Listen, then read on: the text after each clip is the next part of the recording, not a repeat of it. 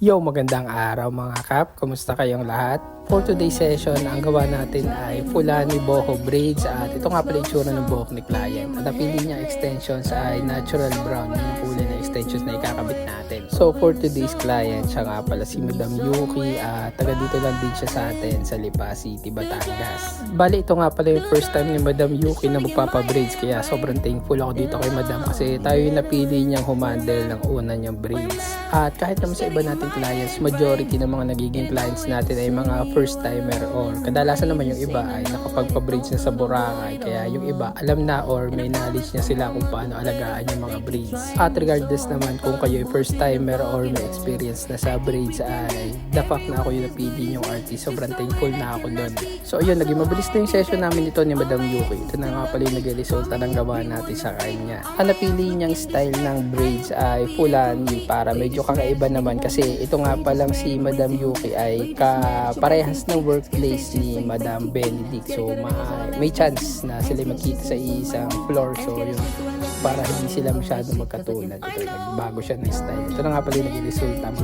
At hindi nga lang pala dito magtatapos itong video na to mga kap. Same day lang din to. After ng session namin ni Madam Yuki, dumiretso na ako dito sa may bypass. Malapit lang to sa amin. Dito kasi sa may bypass naganap yung venue ng Pinas Astig at maglalaban dito sina Idol Mot at Katana. Solo flight nga lang pala ako dito mga kap kasi si Mrs. naman ay hindi siya masyadong fan ng battle rap. Pero ako sa mga clients natin dyan, syempre nakikita nyo naman sa mga sessions natin. Lagi ako nanonood ng flip top. Bukod pa doon ay magpe-perform din sina Looney, si Al James at si Idol Ron Henley. So yun, hindi ko talaga siya pwede palampasin kasi feeling ko ay ito isa sa magiging highlight ng taon natin at pangyayari to this January. Dito hindi ko alam na may pinagkakaguluhan na sa likod ko. Siya nga pala ay isa sa mga battle MC, siya si Casper. Nakita nyo ba yung position ko mga kap? Nasa unahan ako pero sa pila ay siguro nasa 100 katao na yun nauna sa akin. Pero nag-alisan kasi sila kasi dumating sina Mot, sina Looney, sina Katana, libre magpa-picture. Syempre di ba mga kap, ako na may solo flight lang dito, wala rin ako mauusap na mag-picture sa amin. Isa pa ay lobat na rin yung cellphone ko. So ang ginawa ko na lang, sinicure ko yung position ko sa unahan para buong event nasa unahan ako, may enjoy ko siya. At dito lumabas na nga yung mga judges natin, si Namot, si Katana at yung isang champion last year ng Pinas Astig. Isa rin nga pala sa mga naging host ng event na to, ang isang Viva Max actress, siya nga pala si Madam Rob Ginto. Yan nga pala siya, yun, nakita natin siya sa personal mga kap. Sa isang pilit, palihim lang kita.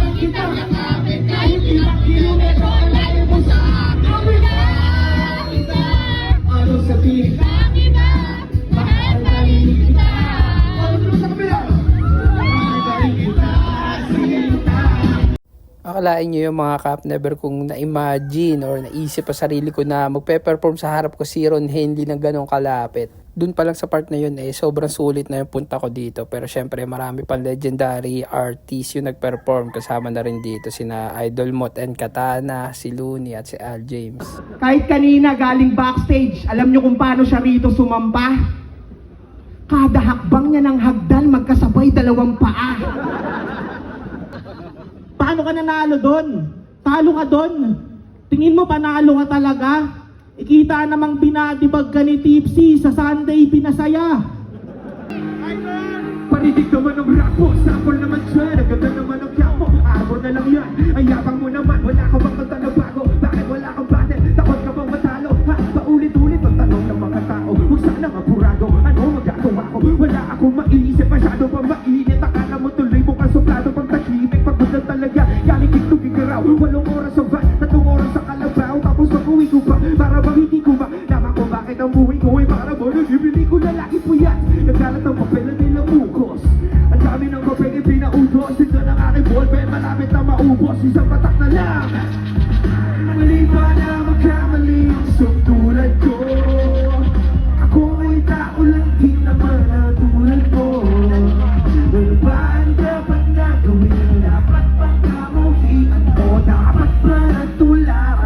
Sa tulad ko na tao lang, pasensya na. Tao lang, pasensya na. Tao lang, pasensya na. Tao lang, pasensya na. Kasi sa puso pagkabata, sablay na tumanda. Lumakad humakbang hanggang sa madaba. Huwag ka mawawala ng pag-asa, huwag ka madadala. Kung wala ka pang mali, wala ka pa nagagawa. Matatapa ka muna bago ka matutong lumakad. Ang buhay ay utang, hulugan ng bayan. Kaya huwag ka matakot, huwag ka mali.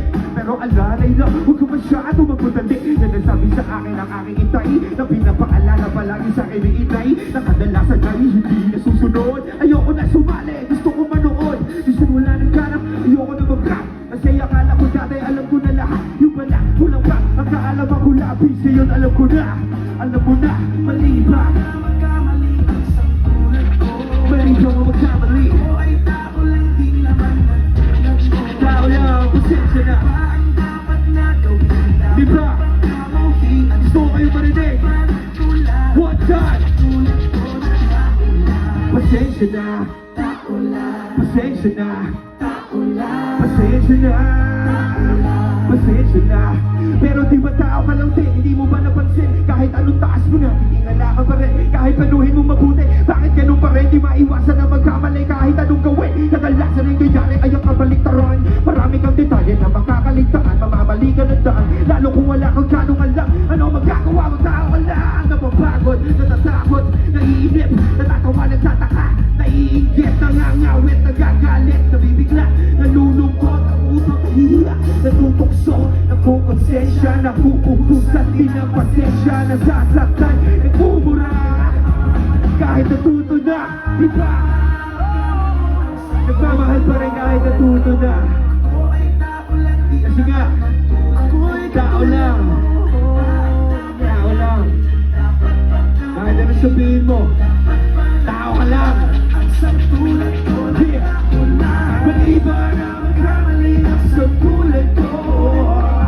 Ako ay tao lang, di naman ang tulad mo. Ano ba?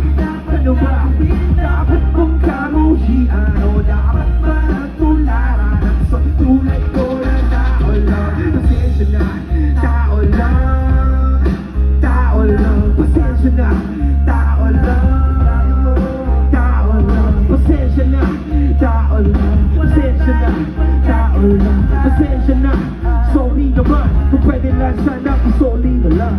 Sa'yo na, sa'yo na, sa'yo na, sa'yo na, sa'yo na, sa'yo na, sa'yo na, sa'yo na, sa'yo na, sa'yo na, sa'yo na, sa'yo na, sa'yo na, sa'yo na, sa'yo na, sa'yo na, sa'yo na. Maraming salamat, ako po si Looney. Kaya mga day ones dito ngayong gabi. Marinig naman nila. Wala dito mga day ones dyan. Ay! Pahinga ka muna. Pahinga ka muna. At dadalhin kita sa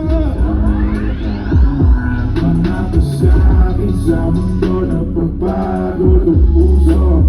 Alam ko usok akong bahala sa'yo. Pahinga ka muna. Pahinga ka muna.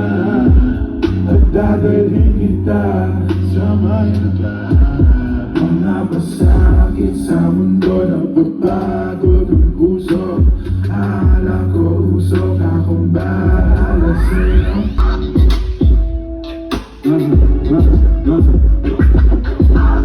Some G, double OB, whenever I get that cash. Malaking dreams, ang ngayong mama, let me go get that. Some G, double OB, whenever I get that cash. For the whole team, ang ngayong mama, let me go get that. So yun mga kap, bali si Al James na yung last performer at actually hindi ko na siya natapos. After ng kanta niyang Get That, umalis na tayo at kailangan natin mag-take out para kay Mrs. kasi hindi nga siya sumama. Pero hanggang dito sa McDonald's, tanaw pa rin natin yung mga fireworks display. So yun, hanggang dito na lang mga kap. Thank you sa panonood. Pasensya na kung medyo napahaba tong video na to at maikli lang yung session na napakita ko sa inyo kasi mas gusto ko kasing i-highlight sa inyo yung experience ko dito sa Pinas Astig. Alam niyo na to mga kap, syempre dreadlocks, braids, afro curl at located lang tayo sa Lipa City, Batangas. Open po tayo for home service kahit saan. Meron tayong Facebook, YouTube and TikTok, The Dreadlocks Factory.